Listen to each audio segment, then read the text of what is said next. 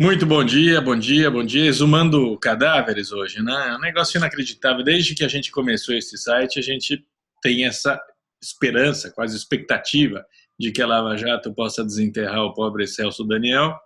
E aconteceu, hoje aconteceu. Eu lembro, bem no comecinho, a gente fez um switch da reportagem do Cláudio na Isto É, quando ele obteve o papel lá do Banco Central mostrando que o dinheiro do Banco Charrim tinha sido repassado para o José Carlos Bunlai.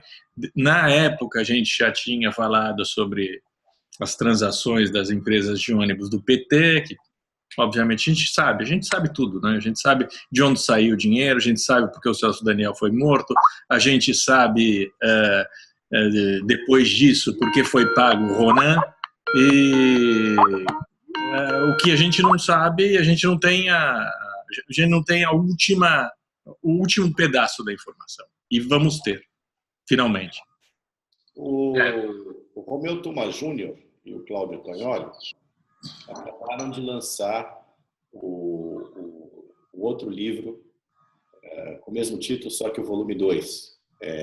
Como é que era o mesmo nome? Assassinatos de reputação. Exato. E é justamente o livro inteiro, praticamente, é sobre a Meire Rosa, que teve agora um escritório incendiado, né? A contadora, ex-contadora do Youssef, que entregou o documento à PF mostrando que havia, sim, né, tido a transação da qual o Marcos Valério havia falado na PF. Essa mulher ela é essencial, eu acho, para desvendar o caso, assim como o próprio Marcos Valério e o Ronan Maria Pinto. Eu acho que tem que ser feita uma cariação, no mínimo, entre o Marcos Valério, o Ronan Maria Pinto, esse Breno Altman, todos os envolvidos. Né? Não, bom, hoje a Folha de São Paulo já está toda alarmada, dizendo o PT teme a instabilidade do Silvinho. O PT teme que ele diga a verdade. Essa instabilidade, o petista instável é aquele que fala a verdade, né? A família do Celso Daniel, à exceção da Miriam Belchior, né? que é a viúva... Atual presidente da Caixa Econômica Federal. A viúva Alegre, né? A viúva Alegre, mas a família do Celso Daniel, a gente tem que lembrar sempre, ela se exilou. De medo. Hoje, o escritório da ex-contadora do Youssef, que ajudou na transação ali, do empréstimo fajuto, o escritório dela foi incendiado. Essa mulher vive ameaçada. Morreram 7 pessoas envolvidas. Não é um mito urbano. Todo mundo envolvido morreu. Todas as pessoas que podiam dar, né, que eram testemunhas do fato, morreram. Até policial envolvido na investigação morreu. É um negócio fantástico, né? Vamos ver o processo, vamos ver o que tem no processo. Daqui a pouquinho o Moro está liberando esse inquérito aí. Agora, de fato, são coisas que já estão postas há tanto tempo, né, que eu acho que vai ser difícil encontrarem alguma coisa nessa busca e apreensão. Talvez os depoimentos sejam mais importantes do que qualquer coisa, né? O Marcos Valério, eu não sei por quê, a Lava Jato podia ter já chamado ele para depor, para fazer um novo depoimento, né? Porque aquele depoimento dele já tem tanto tempo e foi colocado de uma forma tão sumária, né? Eu acho que ele poderia aportar aí muito mais detalhes disso. E uma coisa que não ficou clara, foi questionado durante a coletiva aí, por alguns repórteres, e que a gente ficava dentro ali naquele release que o Ministério Público divulgou, ele falava do Bunlai como confesso, né, um réu confesso, falando de toda essa operação. Mas esse depoimento ele prestou na condição mesmo de investigado, não foi na condição de colaborador. Então ainda não está claro se de fato ele está colaborando ou não com a Lava Jato. Não está colaborando, e esse depoimento foi dado, a gente publicou aqui vários trechos do depoimento, nós fomos os primeiros a obter esse depoimento, e não, ele falou porque o Bunlai ele fala, como na época nós dissemos, é melhor que ele não faça uma delação premiada, ele nem precisa fazer, ele está confessando tudo. Não, a estratégia é muito estranha, a estratégia de defesa do Bunlai é muito, muito esquisita, ele vai acabar tendo anos. É a falta de estratégia. A falta de estratégia. Todas as informações que eu tenho são de que ele não tem um acordo, não fechou um acordo e nem tentou um acordo de delação premiada com a Lava Jato. Essas são as informações. Agora em casa eu duvido que ele também, acho que está mais difícil. Mas o que a gente isso foi fundamental, né? Ele disse exatamente, olha, o Banco Shaheen emprestou 60 milhões de reais, eles queriam jogar nas minhas costas os 60 milhões de reais, na verdade, eu embolsei 12, desses 12, 6 foram dados para a campanha de Campinas do Dr. Hélio, e outros 6 foram para pagar o Ronan. Então, essa parte, que é a parte que ele podia contar, porque é a parte do operador, do caixa, do Lula, o operador do Lula, ele já contou. E agora a gente tem que ver as outras pontas, né? A quebra de sigilo mostrou uma coisa, só um detalhezinho, Mário, a quebra de sigilo mostrou uma coisa importante nesse processo, que é justamente que o dinheiro ele saiu do Bunlai, saiu da conta do Bunlai, para poder lavar a origem toda desse dinheiro, ele foi para o Bertin, né? Foi para as contas da Eldorado, e depois, e agora está confirmado, a gente já sabia disso, mas agora está confirmado que ele saiu diretamente da conta do Bertin e foi para a Remar, e da Remar foi para a Expresso Nova Santo André do Ronan. Isso é importante porque mostra como o Bertin, e aí tem muita coisa ainda para ser investigada do Bertin, jogava em parceria com o Bunlai em todas essas operações ilícitas, né, que a gente sabe que aconteceram. Então, o Bertin, que é um frigorífico que cresceu muito, a família ostentava, o pessoal conta, né, ostentava aí, teve até loja de importação de veículos de altíssimo luxo, esportivos de luxo, e ostentaram muito, cresceram muito e depois fizeram um rolo com o JBS, né? Então, tem muita investigação para acontecer ainda aí. Essa nova operação vem num contexto político, principalmente no rastro desse julgamento da liminar do Theory ontem, e foi vergonhoso, né? Quer dizer, é importante que a gente deixe claro aqui, porque foi uma confusão. Os próprios ministros confundiram o distinto público ao julgar o mérito e não a liminar, né? Entrar no mérito e não na liminar. Ainda haverá o julgamento para saber se a parte relativa ao Lula volta para o Moro ou não volta para o Moro. Não é que a coisa já está dada, que toda investigação em cima do Lula não ficará com o Moro. Até a jurisprudência, né, mostra que o Theory tem fatiado e deve descer caso não tenhamos... Ele tem a obrigação, né? Quer dizer, se o Lula não for para o Ministério, ele tem a obrigação de mandar para o Moro a investigação. Lógico. No rastro disso, quer dizer, o trabalho ontem no STF, a crucificação do Moro foi muito, muito forte. É quase como se eles tivessem mandado um recado. Aliás, foi um recado dizendo que eles melam a Lava Jato quando eles quiserem. É isso que eles disseram lá. O que não é uma coisa de país civilizado. Um outro dado também, que é desse Lula se movimentando, tentando comprar esses pequenos partidos, e o PMDB outra vez dando 2 passos para frente e 1 para trás. Eu acho, não sei se vocês concordam, que o processo de impeachment é irreversível. Pode atrasar, mas é irreversível. Mas é que está cansando, né? Tudo isso cansa muito todo mundo. Se for impeachment, vai ser TSE. Porque diante de todo o material que nós já temos e o que virá à tona com a delação da Andrade Gutierrez, e nós antecipamos várias das coisas que serão ditas ali, com tudo que já foi descoberto sobre o Feira, sobre a dona Xepa, é absolutamente inevitável que o mandato da Dilma seja cassado. É que é lento, é um processo que pode ser arrastado, sabe-se lá por quanto tempo. O impeachment... A gente escreveu ontem, escreveu hoje, o Camarote escreveu hoje, a Dilma não tem 171 votos. Não tem. E não vai ter.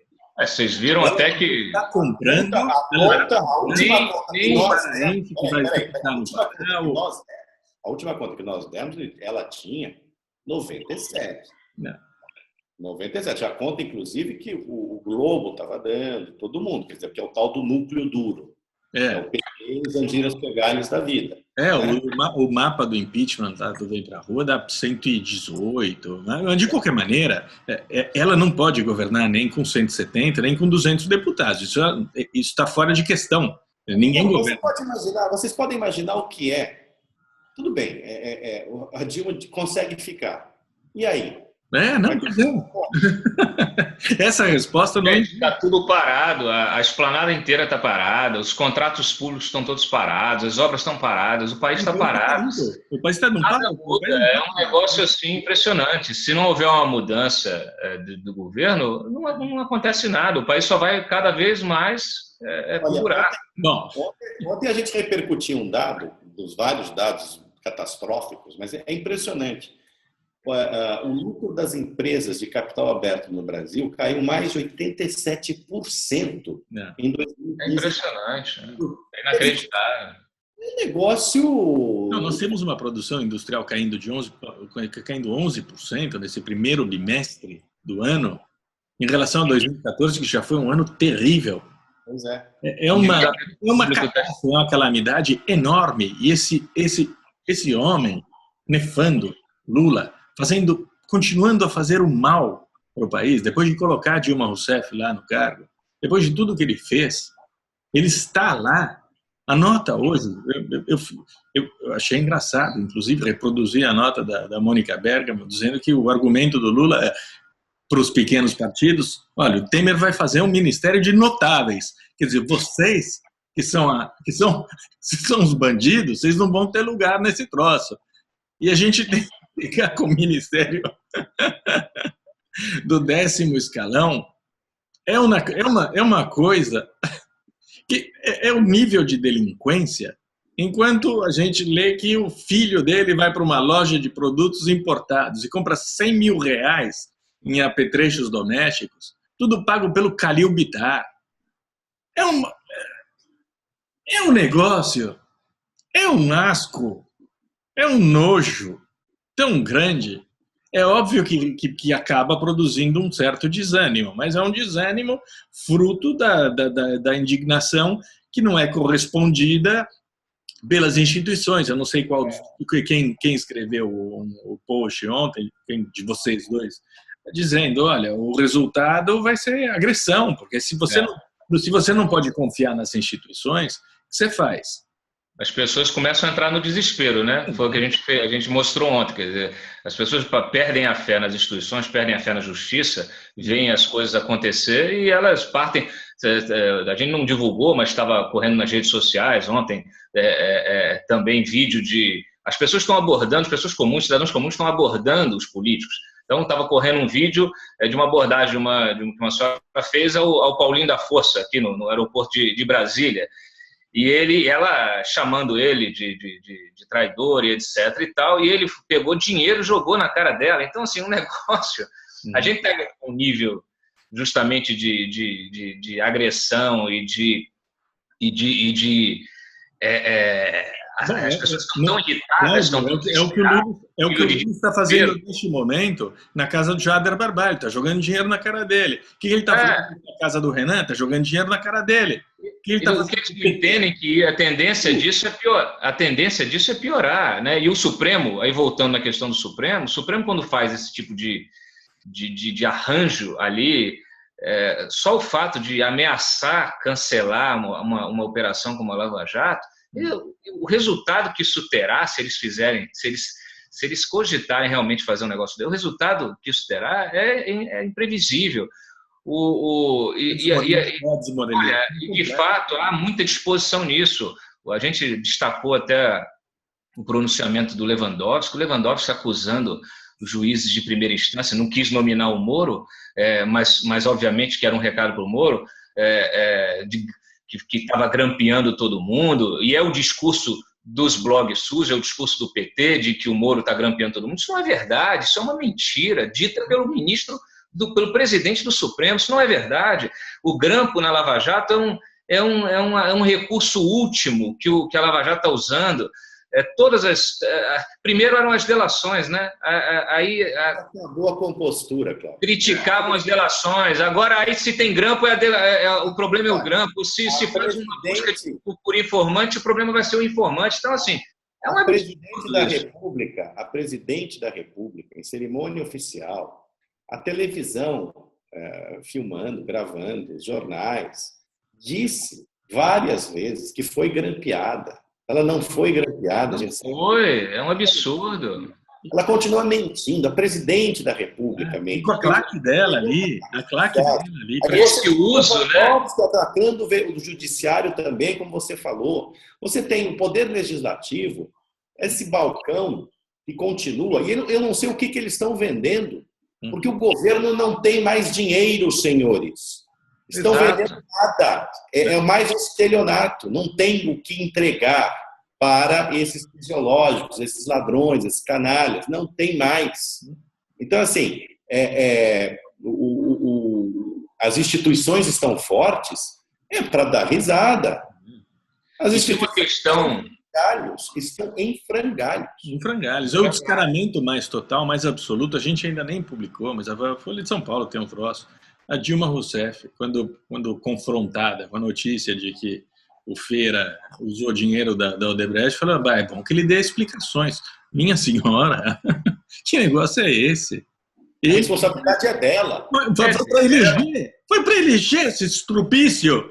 O cara roubou da Odebrecht para eleger o maior estrupício da história do Brasil. E a mulher acha que ele que tem que dar explicações? E a gente sabe que a conversa é fiada. A Dilma sempre acompanhou tudo muito de perto. O próprio Edinho Silva já disse isso, está gravado, ele já declarou isso, que toda a parte do financiamento da campanha foi tudo aprovado por ela. Isso é conversa, está gravado. A delação da Andrade Gutierrez mostra exatamente isso. Mostra que Edinho Silva e Gilles Azevedo, que é o homem, é o braço direito, é mais do que um braço direito da Dilma. É a própria Dilma, é o representante da Dilma. Os dois discutindo com o senhor Otávio Azevedo, que é o presidente da Andrade Gutierrez, a planilha de obras públicas da Andrade Gutierrez, a propina correspondente a cada obra e quanto seria destinado à campanha e qual seria a conta que receberia esse dinheiro, ou a conta direta da campanha ou a conta do PT. Eu vou lançar uma acusação aqui. Essa gente só existe porque votaram nela. Então é o seguinte, mais de 50% de brasileiros que votaram nesse estropício e que votaram no Lula nas outras duas eleições, a culpa é de vocês. E se vocês voltarem a incorrer nesse erro, a culpa também será de vocês. A irresponsabilidade eleitoral tem que ser trazida à tona também. Não é um bando de coitadinho. Não, mas não é um bando de coitadinho, mas a gente tem que dizer, até para explicar o impeachment, que é um bando de gente enganada por uma mentira. Mas facilmente enganada. Mas aí você pode falar da ignorância, você pode falar você sabe qual é a minha opinião e eu concordo inteiramente com você. Eu concordo inteiramente com você, você sabe disso. Mas também existe uma parte que tem que ser dita, que é o engano. Essa gente foi ludibriada. Sim, mas eu não estou aqui... Você tem toda a razão, lógico que sim. Eu acho só o seguinte, chega de coitadismo também. Nosso eleitor tem que amadurecer. Nosso eleitor tem que amadurecer, né? Tem que amadurecer, não, tem que ter vergonha na cara. Porque boa parte dos que votaram nessa gente, não foi por causa de Bolsa Família, não. A maior parte votou para a boquinha. É boquinha do funcionalismo público, certo? É boquinha porque a empresa estava ganhando milhões em contratos, a empresa que trabalha, né? Estava ganhando em contratos superfaturados. Então é o seguinte, existe uma responsabilidade dos cidadãos pela situação em que nos encontramos, sim. Mas a responsabilidade geral, responsabilidade da imprensa. Do empresário. A gente já abordou a imprensa, os políticos, os empresários, quantas vezes a gente já aqui já se queixou e já acusou os empresários, pela... Então, assim, esses empregados de construtoras, de empreiteiras, que ficam defendendo a empresa, tenham vergonha na cara. Tenham vergonha na cara. Eu achei engraçado que um dia desse a tal da ABIMAC, né, que é a Associação de Empresas que produz indústria de máquinas, né, e equipamentos pesados, que está na base aí da indústria brasileira, soltou um manifesto pedindo celeridade, pedindo para resolver o problema e tal, e a interpretação do manifesto era que eles queriam impeachment, né? Eu publiquei a nota, falei assim, ó, a ABIMAC é o impeachment, que já era um grande passo aí, né? Aí me liga a assessora e fala, não, a gente não quer o impeachment. Eu falei, então para que essa porra dessa nota? Fala para mim. Ah, não, porque a gente está buscando saídas institucionais. Eu falei, olha só, a saída institucional que existe é o impeachment. É a única saída institucional que existe. Agora vai ficar discutindo o quê? Não acabou, já passou, o prazo já está... Então esse é o problema. Essa acaba sendo uma irresponsabilidade aí. O Mário está absolutamente correto. É irresponsabilidade de todos, né? Do cidadão comum, né? Do eleitor, do empresário, né? Da imprensa. A imprensa, olha, ontem aqui foi muito, muito engraçado, quer dizer, triste, né? É tragicômico, porque você vê nas TVs, nos sites de notícia, as manifestações pró-governo, né? Todas elas com essa pecha de democrática e tal, um movimento para a democracia, todas elas repetindo, inclusive, o jargão, estão aqui agora o protesto pela democracia. A imprensa tem que parar de reproduzir o que está sendo dito, é o slogan. Tem propaganda. A imprensa fica dizendo, é o protesto pela democracia. Não é o protesto pela democracia, isso é o slogan, pelo amor de Deus. E fazendo uma festa enorme, dizendo que era, mostrando como se fossem grandes manifestações, e no final do dia saíram os números, e foi ridículo. Foi ridículo. A manifestação em São Paulo foi menos da metade daquela que aconteceu há 2 semanas na Avenida Paulista que o Lula esteve. Então, assim, pelo amor de Deus, é uma irresponsabilidade isso. Claro. Então, e é isso. E era a manifestação contra o impeachment. Então, vai ter impeachment, porque não tem nem apoio popular, tem. Ninguém mostra, quer dizer, são raras exceções, mas que toda essa gente está lá a soldo. A soldo, na tal da manifestação que fizeram. Todo mundo de kit mortadela lá, com quentinha. No Pacaembu montaram uma base de apoio para os mortadelas que parecia, sei lá, parecia Rock in Rio, né? Aqui em Brasília também, Mário. Aqui no estádio superfaturado. Agora, não aparece nos principais noticiários, isso não aparece. Não aparece. Olha, o Brasil... Distribuem marmita, distribuem dinheiro. Da manifestação de ontem parece que era de 100 a 300 reais. Mas distribuem camisa, chapéu. O povo, a gente até, olha, no final do dia... O mito de que o país está dividido. Quando a gente sabe que não está. É um mito. A gente sabe que não está dividido. Claro.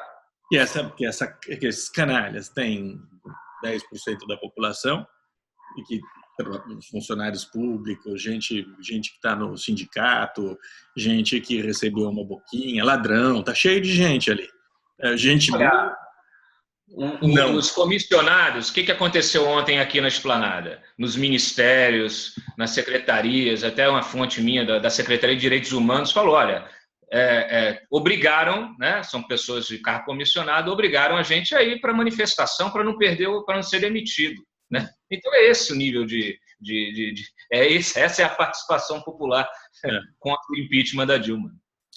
Eu acho que, como o Mário disse antes, como não existe alternativa para o país, meu Deus, esta é a alternativa para o país? Como não existe alternativa... Deixa como está, né? Uma alegação. A gente vai ter que aturar esse terrível ministério do Vitor, ontem o Celso de Mello cita Cícero na República Romana. Né? A República Romana. Gente, depois a gente precisava eu acho que a gente precisa fazer uma série de cursos para os brasileiros para explicar aos brasileiros o que era a República Romana. Né? Francamente, Celso de Mello, República Romana. A República Romana, Sr. Celso de Mello, acabou com uma revolta dos escravos, liderada por Espartacus. Assim terminou a República Romana. Viu? E depois os bárbaros vieram e tomaram tudo. Era tão boa a República Romana, tão boa, né? Terminou com uma revolta dos escravos, né? Só para deixar claro o que era a República. Bom, mas olha, como a gente sabe, esse troço vai acabar e vai acabar mal. Não, vai acabar. Se ficarem aí, pior vai ser o final. Se eles saíssem de fininho, seria melhor. Agora que o delinquente mora está em Brasília e está comprando jogando dinheiro na cara de todo mundo, vai terminar dinheiro que ele não tem. Dinheiro que ele não tem. Porque não tem dinheiro. Ele tem. Não. Ele tem. Não está em nome dele, mas ele tem. O governo não tem dinheiro. Não. Senhores, as repartições aí em Brasília, Cláudio, você sabe disso? Elas estão com falta de luz, falta de água, caindo aos pedaços. Não tem mais. Acabou. Não, hoje tem uma matéria no Valor dizendo que os Correios têm dinheiro para pagar salário até setembro. Depois disso, eles não pagam mais salário. Então, se tinha carteiro na manifestação Agora é engraçado, né? Porque assim, tudo bem, né? Mas todo mundo continua pagando seus impostos, né? Então, esse dinheiro, a economia tá em frangalhos, mas assim, é por causa da máquina também, que é um absurdo. Está acabando de lidar, porque a arrecadação está cada vez menor, o desemprego está graçando, não tem investimento. A gente vai ter que fazer alguma coisa, né? Vai ter que forçar cada deputado, ele tem que pegar os deputados pela orelha assim e levá-lo ao Congresso Nacional, e ali envergonhado ele vai votar pelo impeachment. Eu acho que vai ter que ser essa é a solução. Pegar pela orelha cada um deles, e pegar pela orelha significa colocar gente na rua. Exato, eu acho que precisa ter gente na rua outra vez. Precisa ter gente na rua outra vez. De novo, é um saco, o país chato. Vamos parar de fazer manifestação domingo, meio-dia. Porque assim, São Paulo ainda é melhor. São Paulo ainda é melhor porque começa ali no meio da tarde para o final, ainda é mais suportável. Mas eu tive aqui em todas as manifestações. A de Brasília, ela começa às 11 da manhã. E ela vai ela chega até no máximo 1 da tarde, porque o sol aqui é um negócio absurdo. Você tá no meio vai ter que ser toda concentrada em Brasília. Não, mas é verdade, as pessoas não aguentam, não tem onde são 3 dias, o impeachment vai durar 3 dias, o Eduardo Cunha já falou, vocês vão ter que ficar. E domingo também não adianta fazer manifestação de domingo. Tem que ter manifestação no dia da... Cláudio, se clima fosse problema para o povo ir na rua, não teria havido a Revolução Russa. Mas a gente não... Mas você conhece o povo brasileiro. Você está parecendo a ANAC. Você está parecendo o aeroporto brasileiro. O aeroporto brasileiro começa a garoar, fecha. Mas a verdade, a realidade é essa. Cláudio, nós levamos 4 milhões de pessoas para as ruas. Não foi pouco. 4 milhões de pessoas. Você imagina, o que eu estou dizendo é o seguinte, você imagina pegar todas essas pessoas e fazer um negócio num dia de semana, fazer num horário comercial, fazer num horário, no final da tarde, igual o PT faz, né? É isso que eu estou falando, é uma questão também de estratégia. É uma questão de estratégia também. A diferença é que o pessoal do lado de cá trabalha. Vamos fazer manifestação. Nós estamos falando de manifestação contra o impeachment. Olha, eu topo. Fazer manifestação domingo contra o impeachment, tem que ser quando os deputados estão aqui, pô. Mas o Eduardo Cunha quer votar no domingo. Tem que ser o Congresso com os deputados trabalhando na comissão. Tá bom, a gente faz só... Vamos aqui, vamos pegar condições meteorológicas, vamos chamar a meteorologista da Globo, fazer assim, quando é que é melhor, tem que ser dia de semana, com temperatura amena, não pode ter muito sol, não pode ter frio, não pode ter chuva. Cláudio, a gente não organiza a manifestação, a gente convoca. Então, deixa eles organizar. Eu não estou organizando nada. A gente chama. Eu não estou organizando nada. Eu falo aqui há muito tempo desse negócio de manifestação no domingo. Isso aí o que eu quero dizer é que a nossa turma é grande pra danar. É passeio. Grande pra danar a nossa turma. A turma do nosso jornal. Então, essa aí vai pra rua. Aqui em São Paulo o bicho pega, viu? Mesmo no domingo. O pessoal não está passeando. 1.400.000 pessoas na última manifestação. 1.400.000 pessoas. Foi a mudança que eu notei, viu, Cláudio? Das últimas manifestações para esta, a derradeira, quer dizer, não sei se será a derradeira, mas o ânimo virou mais manifestação mesmo do que simplesmente programa. Olha só, não adiantou nada. A gente levou 4 milhões, né? Se o povo se manifestou ali, foi 4 milhões para Paulista, se foi 6 milhões no país inteiro. Imagina se você... Porque é o seguinte, tem gente que não consegue, é fisicamente impossível. Eu estou falando aqui a experiência da Esplanada. Ela é fechada, você tem que saltar na rodoviária e andar 2, 3 quilômetros até o Congresso. Tem gente que não consegue, tem gente que não consegue. É isso. Eu acho que tem que fazer assim, um esquema de minivans. Como é que é o nome disso? É transfer. Né? Fazer um... Bom, o PT a gente pode contratar emprestado para o PT. Pede uns ônibus emprestados aí para o PT. Bom, o fato é, a gente já se perdeu completamente, ficou longo pra cacete, ninguém vai ver esse troço, mas o fato é, a gente tem uma chance, um último cartucho, que é o cartucho do impeachment, e ele vai ter de ser disparado agora, e disparado de maneira muito certeira. Um abraço. Um abraço. Um abraço. Tchau.